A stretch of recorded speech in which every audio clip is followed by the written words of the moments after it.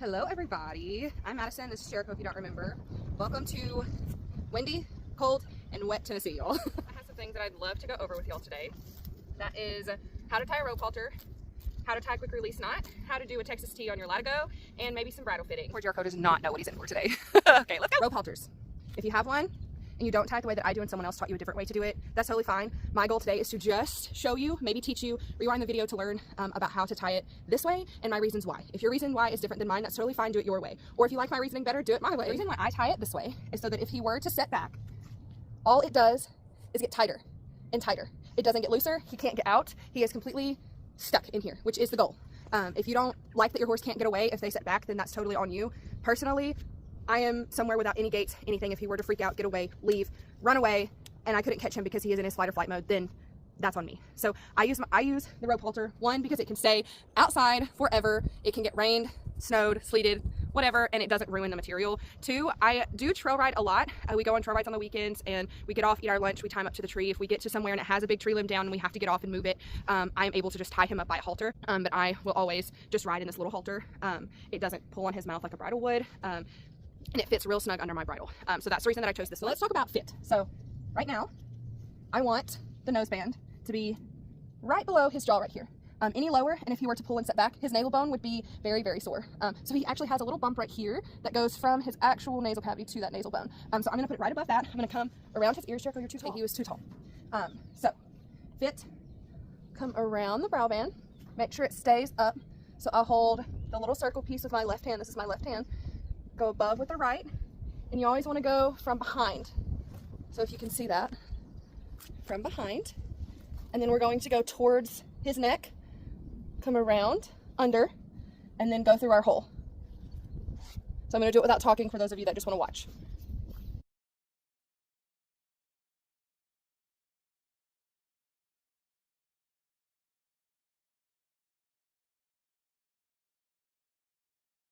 Okay, now that your halter is on, we're going to talk about a quick release knot. A quick release knot means that you can pull and it undoes itself, okay?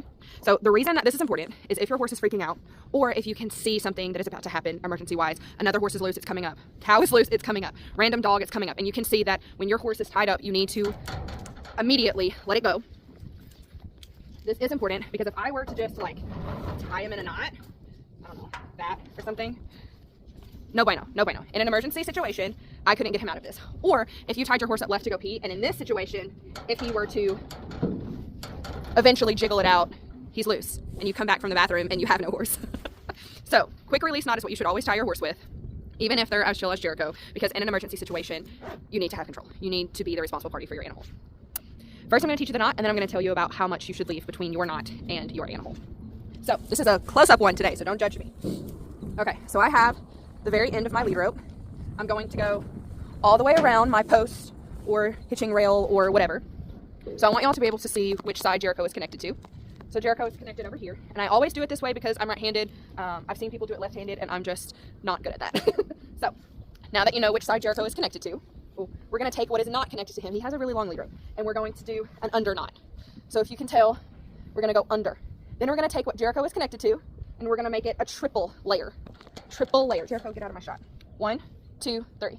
A triple layer. And then we're going to make a bunny ear with what he is not connected to. Go through your hole and then pull. Now, if you kept pulling on what he's not connected to, then your bunny ear is forever long. So we are going to tighten the knot by pushing, Jericho. We're going to tighten the knot by pushing the knot as a whole and pulling on the other side. See how that's tight? Now you can make it even tighter by pulling what is connected to Jericho up. Now, for him, we have all of this left. I'll show you what it looks like. So, I will tell you, Jericho here on the trailer, if I just tie him up with one little quick release knot, he'll actually untie himself. He won't go nowhere. Just when you open the trailer door, he's untied. So, let me show you what to do about that. You have your quick release knot. You have a one bunny ear. You need to be closer for this. Can you see? Perfect. So, you see how my one bunny ear is like pretty big? We're going to make it smaller by pulling on what's not connected to Jericho. And then we're just going to go through our knot. So we're going to go through here, and then we're going to keep going. This is called a daisy chain. Another one. Another one. Now, this part is, you can do what I do or you can do what others do. Your choice. Some people will end their daisy loop by taking the last little piece here, and they'll stick it through the knot. But that defies the purpose of a quick release knot. That literally ties it off, okay? And that is not my goal. My goal is to be able to say, oh, emergency, yank, free horse. Does that make sense? So I don't do this. I just leave it loose here. Jericho has not yet figured out how to untie himself. So if you do have a horse that can figure that out, then you'll want to do that part. But I don't, because I want to be able to come over here and within, 3 seconds, be able to untie him. Because if there's a loose dog, loose horse, emergency situation, it makes me feel better that I am in control of him. So the next piece, how much give should I give my horse? Now for Jericho, as much as I want. A good horse, about an arm's length. So this is about the size of his head, a little bit longer. The one thing you don't want to do is leave enough slack so that if that horse gets mad and starts pawing, he's going to hit it. He's going to freak out, and then he's going to be in an emergency situation that you're going to need that quick release knot. So the goal is to give him enough slack so that he can look around, he can move, he can, scratch his chest if he wants to, but not enough that he can bend down and get his foot through it. So one more time. I'm not going to talk, okay? Oh.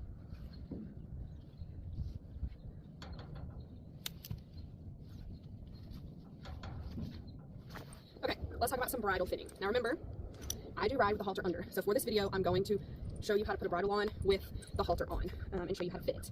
And then I'll take it off and show you how to do it when you take it off, okay? So first things first, since I'm leaving his halter on, I always put my lead rope over my shoulder. That way, if he's trying to go away, I know exactly where it is. It is right here. I'm gonna take the reins over his head. Why, you may ask? Because if you drop them and you step on them, you're just in a bind. So I'm gonna go ahead and get that out of the way, and we're just gonna put it over his head. Now, a lot of people have different ways to do it. This is just how I do it. This is how it works with my horse. The goal is to show you how to fit it, not how to put it on, but I thought some of y'all might wanna know. So I'm going to put this in my left hand, see my watch? I'm going to hold the bit with my right. It's just palm up. I'm going to put it under his little, oh look, he did it for me before I could say anything. So I do it that way so that I'm not just banging his teeth. And I'm gonna put one ear, 2 ears, and then even without seeing it in the video, I'm gonna close my eyes. I can feel the brow band and put it over. These are his TMJs. And then I can actually grab his throat latch over here and his throat latch over here. Make sure that they are evenly spaced around his little head thing. I forgot what that's called. And now we're gonna do the throat latch. We're gonna put it up, make sure it fits right. Okay. So this actually is not fitted to him yet, so this is perfect. So once it is on at approximately a good size, I'm going to look at his cheeks here. So I can pull him up, and for him, I don't know if you can see that. He'll let me do it one more time. Good boy, Jericho. No, right here, for the camera. It's actually hitting his canine right here. We don't want that. This means that it is too long. Another thing that people will say is you want 2 wrinkles, and they're talking about wrinkles right here. So he's got maybe a half of one. So what I'm going to do is come up here, and I'm going to tighten it. Make sure you don't let it go when you're rearranging everything. Make sure you got a good hold on it. If not, once you drop it, it's kind of a chaos situation. So remember what I said about the lead rope? I'm just going to pull him to me. This is an extraordinarily long bridle for him. So typically right here is about good. But this is a hand-me-down bridle, so I just take what I can get, okay? So now we're going to look at his canines. Remember, mares don't have these, okay? So we're good. I can stick my whole finger in between that bit and his canine. Whoop, wrong way. So that means once I pull, I'm not going to be banging on it, okay? So now you can see his wrinkles. See them right there? He's got a good 1 or 2. Next little piece right here, this is your curb chain, since it is a chain, curb strap, curb chain. His has a little chain on it. He responds best to the whoa with the chain on it. And I'll show you, it has 2 pieces that you can change. So you can change this to go up and down, and you can also change this side to go up and down. So for him, and if your bridle or your chain or whatever you're working with does have 2 pieces that you can change the sizing on them, make sure that they're even. If you go up one hole, the other, make sure you try to go up one. Make sure it's not like uneven, just for the sake of your pressure. You want to make sure that your pressure on everything is even. So for him, I'm going to put 2 fingers in the middle, and it's perfect. 1, 2. I want it to be, when I pull back, I want you to watch the mechanism of the chain. But when I pull back on both sides and I say whoa, do y'all see that push on him? That's a whoa. Whoa. It's my extra whoa. Now I can still fit almost my whole finger in there, and it's just a little pressure. It's not pinching. It's not pulling his hair out. It's just a little bit of pressure. And do what I'm doing. Just check it. If that's like way too much and your horse doesn't like it, then change it. But for him, normal protocol is just about 2 throat latch. So the throat latch, everyone has their own opinions. Just remember that. But for me, I want my throat latch to be about 3 to 4 fingers. Now I kind of have a small hand, so I guess 2 fingers. The whole point of the throat latch is that if it pulls, it's not going anywhere. So if I can get my whole hand in there, then the point is wrong. The bridle will still come off. So 2 to 3 fingers. And I always, if you're reassembling a bridle where the throat latch came off, I always want the buckle piece to be away from me. So I don't want to see a buckle on this side because I want the excess to be facing down. I'll show you what it looks like reversed. And why I don't like it to be this way is because let's say this excess piece was really big and it's just flapping around. I mean, it still holds the same premise as to not let the bridle come off. I just think cosmetically it just looks a little strange flapping around. So I'm gonna swap it back. I'll show you how I take off my bridle. Now I will continue to leave my reins here once I'm done riding, and I will do it the opposite way. So I'm gonna take off the throat latch. Our throat latch gone, and I normally come over here just so that I have somewhere to hold, and I'm just gonna take it off, let him spit it out. See how he spit it out, and then I'm going to take my reins off, and then remember about my lead rope, and then I have his bridle. This is my snaffle. Remember what I said about all of my bridles being hand-me-downs. Just remember that when you're judging me online. All of my reins personally are just like the cheap little barrel reins. I like them. They're cheap. What can I say? If you didn't know, a snaffle, there's different kinds. This one has a D ring. See how this makes a D? There's ones that have O's, so on and so forth. This is just a simple, this is actually given to me also.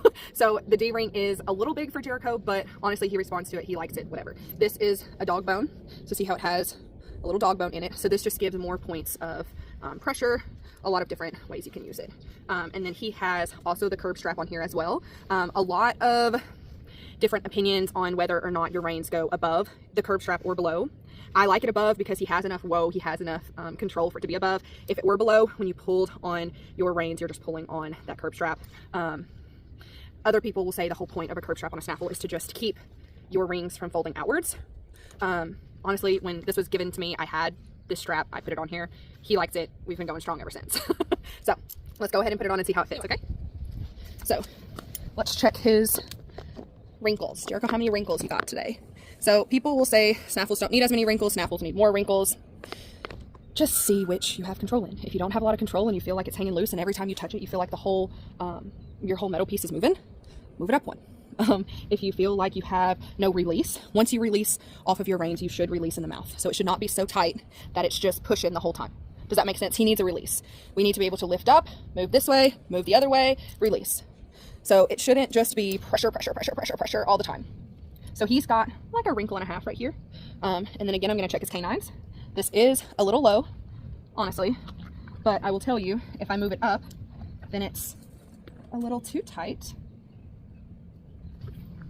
around the corners of his mouth. So I just moved it up one hole. Do you see how that's just pressure, pressure, pressure?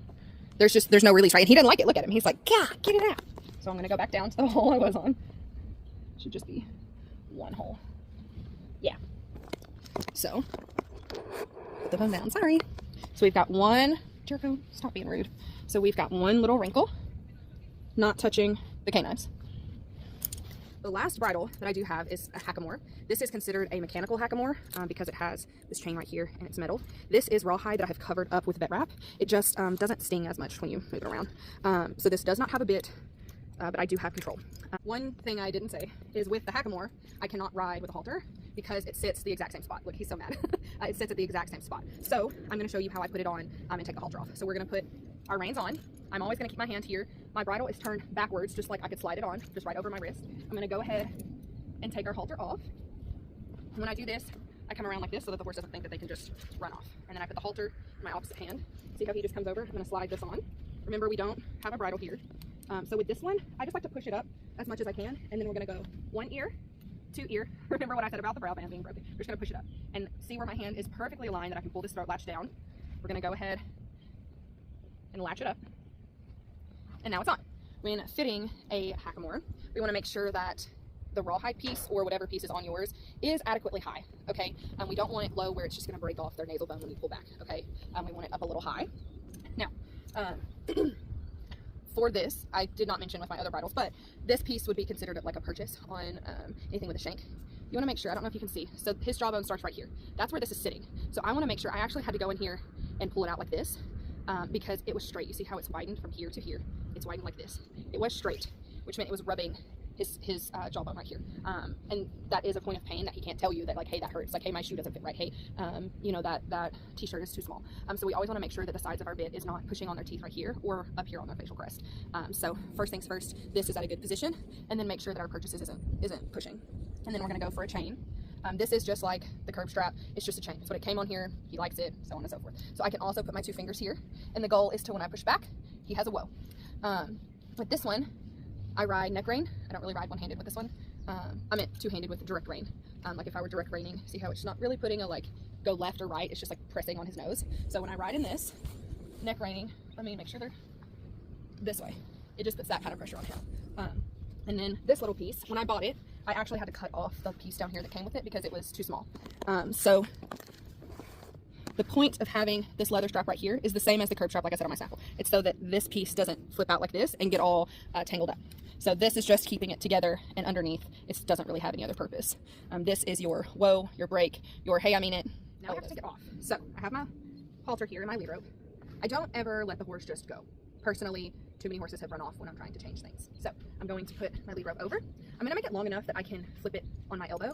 That way, if I need to, I got him. I got it. He's going to go forward. He's going to go backwards. He's going to try to come at me, go away from me, whatever. I got him. So throat latch. This time I can pull the reins and my bridle off at the same time. And I'm just going to pull it off one ear, the other ear, let it drop. Remember, I got him with my elbow. This is on my right hand, and now I'm going to put my halter back on. And he's tall, I just flip, he's used to it. Before you flip on any other horse, make sure that you're good at it and don't whack them in the eyeball or whack your own head. Remember, I'm just trying to tell you everything that I know. So, go under, back, under again, and through the hole. Make sure it's fit right, cool. And now I have my bridle and my lead rope. And up last, let's talk about the Texas T-nut. Now, there's a whole lot about saddle fitting, different saddles, saddle pads, back cinch, girth sizes, all of that stuff. But let's just not think about it. I just want you to know how to do a Texas T-nut. Everything else might be for a different video. So, let's go. I have already cinched him up, which means I've already put the girth up here. Now, in my household growing up, we did a rule of 3. So, this is 1. Oh, you can't see. This is 1. I'm going to go again. This is 2. Now, with this particular cinch, it's doubled. So, you're going to go first through the 1, second through the second. Okay. And then on the 3rd, you're going to do your T. I'll bring it closer for this. So, I've seen a lot of people, a lot of opinions on this and whether or not you should just use your little clip down here or you should do the Texas T. Depending on what I'm doing, depending on how my horse is feeling, whatever, I kind of do either. Some people will do both. So some people will cinch them up, use the holes, and then do the T. I think that kind of defeats the purpose. I'd rather just do one or the other. Now, as far as your stirrup goes, some people will do this. I hate that. I hate it just because it will put a line right here and it will also fold up the skirt part. Okay, I don't like that. So I just push mine to the back and then I have access. See? So on your 3rd go, you're going to put it back through the top, come at you. This is towards his head, okay? And we're just going to make a little circle. So we're going to go back in through the back. It is very important that at this point you have not actually cinched him as tight as it can go. It needs to be a little loose so that you can get through the side of your middle piece here. And then when you come out, you're going to go underneath through the knot you made. It's like a tie, don't it? Anyway, people call this a Texas T. So if I'm going to loosen his saddle, I just got done riding, I'm just going to loosen the knot, pull the first one, pull the second one, and he's loose. To tighten it up, I always just like to have a loose knot right here while I'm cinching, uncinching, tightening, loosening, whatever. So I always like to have a grip. So we're just going to tighten him up a little bit. Sorry, Jericho, that's a little fast. Pull through the first one, pull the second one. Okay. One of the reasons that I choose between using this, the holes, or the Texas T depends on how much I have left. Now, let's get the whole picture here. You're riding around. This is just flapping. Some people will use the keeper, like so. It's still just flapping. And then what happens when you have to put your leg on top of that Texas T? You don't like it, right? So if I have a small latigo that's just going to sit perfectly, has nothing to do with my leg, we're great. If I don't have somewhere to put this, this would be okay for me. I would be okay. Would I go in the show pen like this? No. It's flapping. It's cosmetically not great to look at. So I'll show you what I do. Let's redo it the other way. Just cosmetically. So for this one, we're going to loosen it up, uncinch him just a little bit. And I'm actually going to go through here a 3rd time. Can you see that? 1 up top, 2 strands on the bottom. Now the 2nd strand, we're just going to pull, pull, pull, pull. That's about tight. We're going to come up here. Now this, oh no, Jericho, this is why I do the Texas T. Let's tighten it up a little more. Sorry, buddy. Can you see through the hole? Now what I'm going to do, pull top one, pull the second one, make sure we have even pressure on both our top and our bottom. The excess is going to go through our keeper. So let's get a full picture of that. When using the little hole, excess is through our keeper. That way my leg has somewhere to go, and this cosmetically looks a little better. Does that make sense? So you can do either. But I hope you learned how to tie the Texas T knot today. And just as a extra today, I'd like to show you how I put my latigo up. It's not really a knot, but maybe this will inspire you. You ready? Ooh, let's uncinch him, uncinch him, uncinch him. This is the end. We are all straight. I want you to be close enough to see it. So we're going to double it, bring this underneath. Now, You can stop here if you have a nice, like, good tack room to put it, because when you go to cinch up, all you have to do is put this right through your girth, and it comes up like that, okay? But for me, I have to put it in like my tack trailer, so I want it to look a little bit nicer. So I'm gonna take this extra piece, bring it, this is towards his face, come around, and then I'm actually just gonna put it back through. That way it can't go nowhere, and when I tack him up, all I have to do is 1, 2, we're tacked. I can tack him up in literally 30 seconds. So,